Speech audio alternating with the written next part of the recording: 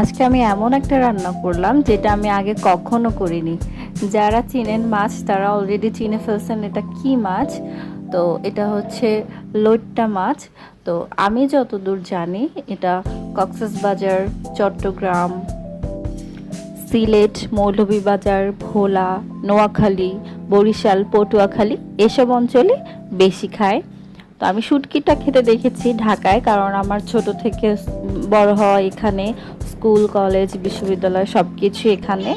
তো কিন্তু হচ্ছে আমার মা যেহেতু কুষ্টিয়ার এবং আমার হোম ডিস্ট্রিক্ট কুষ্টিয়া, তো যার কারণে আমার মা কখনো লইট্টা মাছটা খায়নি। তো আমারও সেক্ষেত্রে খাওয়া হয়নি।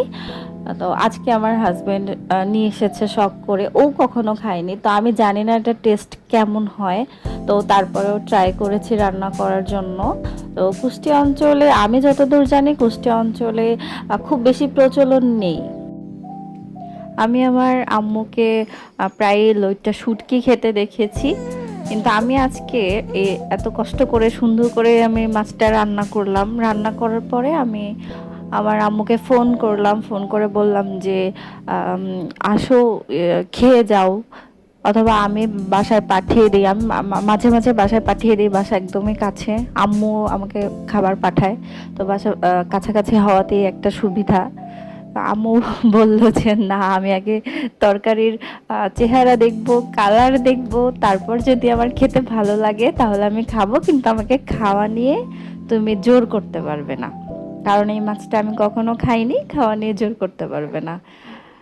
এই যাই হোক, আমি খেলাম, খেয়ে মোটামুটি লেগেছে আর কি, ভালোই।